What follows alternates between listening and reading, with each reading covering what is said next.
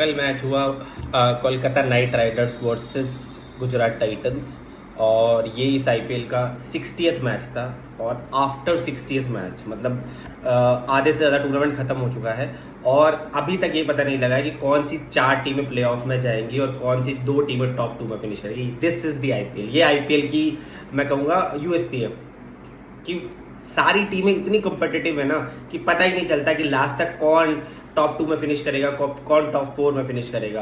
बाकी लीग्स में बहुत जल्दी पता लग जाता है, बट आईपीएल की कंपेटिटिव टूर्नामेंट है कि इसमें पता ही नहीं चलता कि कौन सी 4 टीमें टॉप 4 में पहुंचेगी। और 75 मैचेस हो, 2 महीने का टूर्नामेंट होता है, लेकिन 2 महीने का टूर्नामेंट है, इतना फ्लॉलेस टूर्नामेंट है, इतना इंटरेस्टिंग टूर्नामेंट है कि अभी तक आपको ये पता नहीं चला है कि कौन सी 4 टीमें हैं जो टॉप 4 में फिनिश करेगी।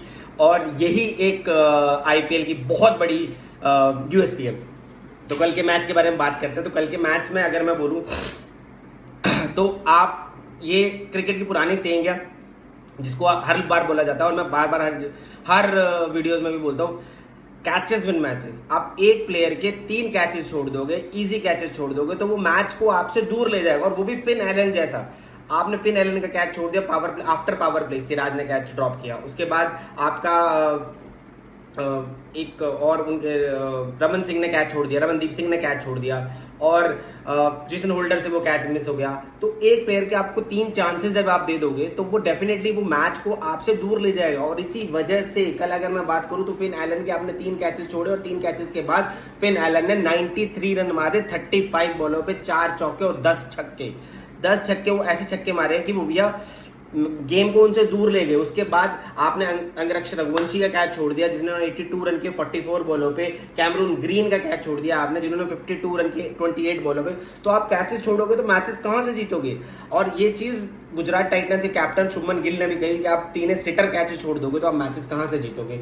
अगर मैं मैच की बात करूं तो बॉलिंग में मोहम्मद सिराज 4 ओवर 50 रन। इस मैच में जिस बॉलिंग के दम पर गुजरात टाइटंस ये टूर्नामेंट में मैचेस जीतती आ रही है, उस बॉलिंग की धज्जियां उड़ गई।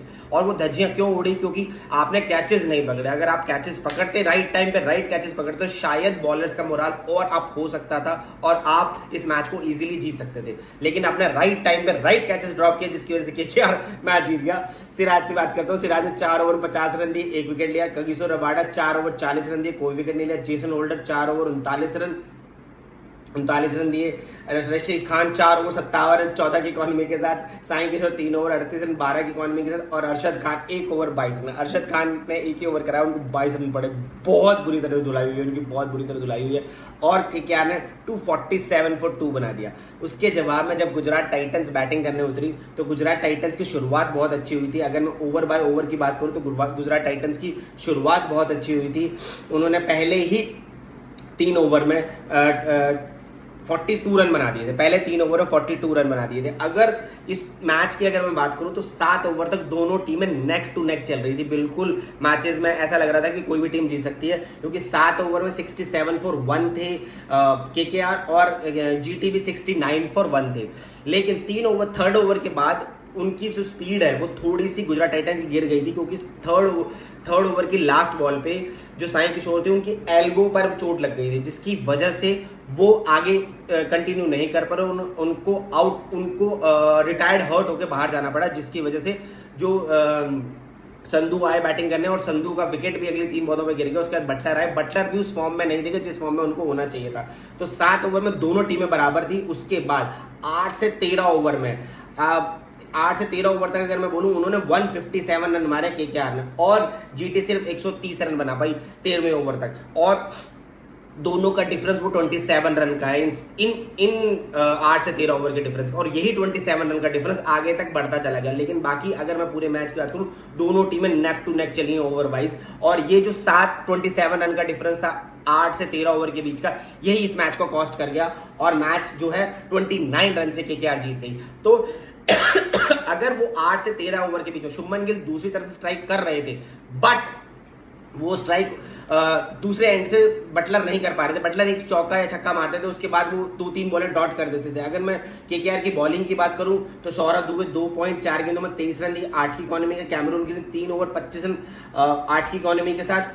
कार्तिक त्यागी 4 ओवर 59 रन जो एक्सपेंसिव रहे 14 की इकॉनमी के साथ। सुनील नारायण जो 4 ओवर में 29 रन किए 2 विकेट के साथ, और बहुत ही इकोनॉमिकल साबित हुए हैं। 7 ओवर में 25 रन। और इकोनॉमिकल से मुझे याद आया कि मैंने जो ये टी शर्ट पहन रखी है मीशो से मैंने बाय की थी, और ये बहुत ही इकोनॉमिकल टी शर्ट है। आप 292 रुपीज में बाय कर सकते हैं मीशो से, और ये बहुत ही कॉटन फ्रेंडली है। समर्स में आप जितना कॉटन पहनोगे उतना ही आपकी बॉडी के लिए बेटर होता है, क्योंकि आप कॉटन में हवा इजीली आसपास हो सकती है, आपकी बॉडी को हाइड्रेटेड रखती है। इसकी लॉन्ग स्लीव्स हैं ताकि अगर आप बाइक या स्कूटी ड्राइव कर रहे हैं तो आपके जो हैंड्स हैं वो भी काले नहीं होंगे, तो उस पर भी फर्क पड़ता है। इसका लिंक मैं आपको डिस्क्रिप्शन में दे दूंगा, आप वहां से जाके भी इसको बाय कर सकते हैं।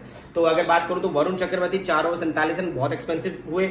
अनुकूल रॉय 1 ओवर 17 रन। यहाँ पे मैं वरुण चक्रवर्ती को मेंशन करना चाहूंगा कि वरुण चक्रवर्ती पिछला मैच हेवन फ्रैक्चर की वजह से नहीं खेले। आज भी वो पूरी तरह से फिट नहीं थे, लेकिन टीम को जरूरत थी वो इसलिए खेले हैं, और जिस तरह से उन्होंने बॉलिंग करी है वो काबिले तारीफ है। और ये मैच अगर गुजरात टाइटंस कहीं हारी है, दो फैक्टर थे जो गुजरात टाइटंस ये मैच हारी है। पहला फैक्टर था, दो नहीं कहूंगा, 3 फैक्टर थे। पहला फैक्टर था उनकी फील्डिंग, पुअर फील्डिंग, बहुत कैचेस छोड़े जिसकी वजह से वो 247 तक पहुंच गए। सेकंड फैक्टर जो साई सुदर्शन को एल्बो पे बॉल लगी, क्योंकि साई सुदर्शन उस टाइम पे इतनी अच्छी बॉल हिट कर रहे थे तो वो पावर प्ले में ही 90 या 95 के आसपास पहुंच सकते थे। लेकिन जैसे ही वो इंजर्ड हुए उसके बाद जो सिंधु बैटिंग करने उनका विकेट गिर गया, बटलर भी उस फॉर्म में नहीं देखे, जिसकी वजह से वो मैच को स्लो हो गई बैटिंग लाइन में। जो 8 से 13 का डिफरेंस था उसी फेज में बटलर आए थे, और वहीं पे वो बटलर ने उस मैच को कॉस्ट कर दिया। और थर्ड फैक्टर था जो केकेआर की बॉलिंग थी, स्पेशली सुनील नारायण और वरुण चक्रवर्ती। इंजरी होने के बावजूद भी उन्होंने इतनी बढ़िया बॉलिंग करी कि, और स्पेशली सुनील नारायण ने सिर्फ 4 ओवर में 29 रन दिए हैं।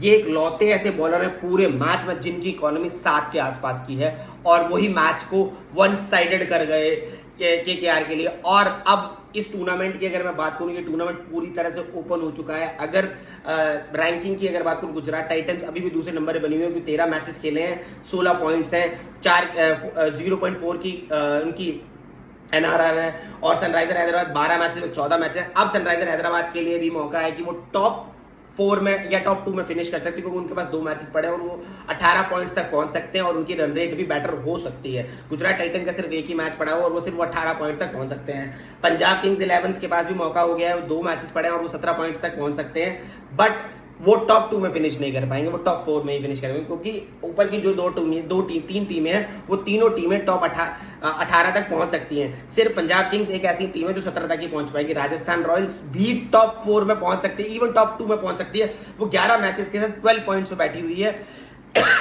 और उनके पास अभी भी 3 मैचेस पड़े हैं। अगर वो 3 मैचेस वो जीत जाते हैं तो वो भी 18 पॉइंट पे पहुंच जाएंगे, तो वो भी टॉप 2 में फिनिश कर सकती है।